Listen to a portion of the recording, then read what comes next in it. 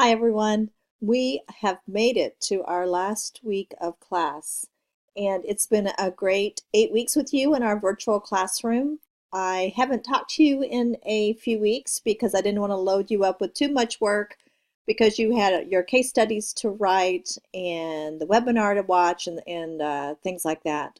So it's good to talk to you verbally again. I Before I get started on what I want to do with the wrap up, I just want to say how much I've enjoyed reading your case studies. I think it's a really good exercise because it's letting you apply all that you are learning this semester and put it into practice for a real client. And that's what you do out in the real world. So that's why I like those case studies and why I have you go through that process and evaluating what a small business or a company is doing with its digital media, its social media, what it's not doing, and what recommendations you have for them. I think that's just a really good exercise. So I hope you've enjoyed it. And I really did enjoy reading your ideas and your critical thinking for those organizations that you chose. So I've enjoyed working with you, and I really think that this class is one of the most practical, helpful classes that we teach because it is something that you can take with you into the future. Even if you don't end up in a media career, you make other decisions in your life. These are all strategies and things that you can put into place no matter what. So, for example, if you're in a rock band and you want to promote your band, you can use these strategies that we've learned. If you're working with your church or with a other nonprofit, you can use all of these strategies for that nonprofit. If you have a small business or your parents have a small business or your brother or sister and you're helping them, you can help them with all, create and promote and connect and help their business. So you can easily implement all of these things in the future. So let's just do this. I want you to remember certain highlights from this course. So let's go through them. First, always find out who your audience is. Discover your target buyer persona. And you will probably have more than one buyer persona because you want to be really specific with how you target your audience. Targeting a 85-year-old grandfather is much different than targeting a 25-year-old young woman. So find out who they are, what they care about, how they use the media, what social media they use, and apply those ideas and those strategies to what you are working on. Next, create everything with that person in your mind. So put that person in your mind, whether you name that person, say it's Susan Jones is the name that you pick for your 25-year-old young woman that you want to target. And every time you're writing something, write it with Susan in your mind so that you can connect and think through how that person thinks. Oftentimes, we think how we think personally, and we don't put ourselves in someone else's shoes. So always try to create everything that you're doing, design-wise, writing-wise, video-wise, with your buyer persona in mind.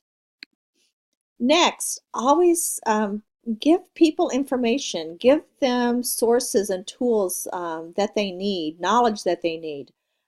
They will connect with you. They will often buy something from you in the future if you're selling something, or maybe they will decide to volunteer with your nonprofit or with your church, or maybe they'll decide to come attend your band concert because you are relating to them, you are giving them helpful information. Don't try to sell them all the time. You can know from the exercises that we've worked on in the readings that David Meerman Scott has, that you've read out of his book, that trying to promote or hype or sell all the time doesn't work anymore. It's old. People don't respond as well to that, but they will respond when they are looking for helpful content, helpful information that they need. They will respond to that. So don't try to sell all the time. Be a leader with that thoughtful content. Think about what people in your in your industry, in your target audience, what they want, what they need. If they are going to college, what kind of information do they need when they're starting that whole college process? If they are married or about to get married, what do young couples who are engaged and about to get married, what kind of content can you provide them that will be helpful to them? So be a leader with thoughtful content in all that you're doing. So think who your audience is and think about what they need from you. Use authentic words, images, and videos. This goes back to the idea of not using stock photography. Same kind of idea with the words that you use. Use searchable words that your audience, that your buyer persona would use. Use real images that show your college or your church or your senior citizen home, whatever it might be. And all videos don't have to be professionally produced anymore. People want the authentic information. They want that helpful information, and the polished professional video doesn't matter as much anymore as the content that you're providing them. So think how your audience thinks and know what they need and give them that information. So try to always put yourself in their shoes. I can't say that enough. Think how they think, and that will help you as you are delivering information and trying to build a relationship with them. Expand your thinking beyond the mainstream media. We talked about that. I can't remember exactly what week it was, but reaching bloggers, reaching people who are influential on YouTube. So think beyond just the local Detroit Free Press. Think about bloggers that might be in your area that connect or write about your field or your industry. So open up your mind and think beyond those traditional media that we've had for so long. Use all the affordable tools available, but use them well. There's so much out there that we can use. We could do YouTube and Tumblr and Instagram and Snapchat and Pinterest and Facebook, etc. There's so many things that you could use. However, that can be overwhelming, especially for a small business or a nonprofit. So don't try to do too much too soon.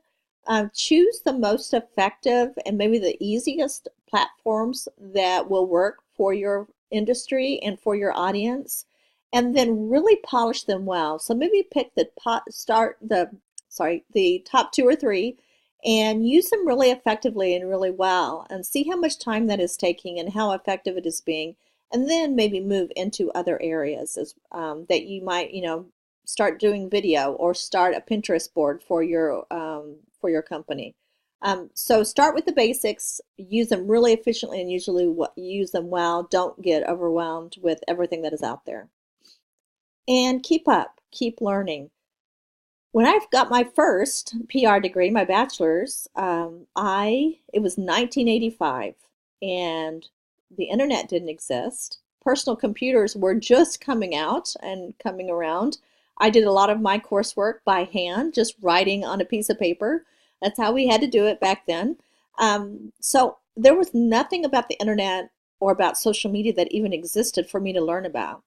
So as a teacher and as a professional in the PR field or in the media field, I have to keep up every single year with the latest tools and the latest techniques that are out there. And I do that on my own. So I encourage you to keep up with what's happening, follow certain notable people that are professionals, that are experts in areas that you're interested in. There's so much information at our fingertips now. So keep up, keep your mind open, and always have the attitude to keep learning. You never know it all. So I think that's my last slide. So thanks so much. It's been an enjoyable 8 weeks with you.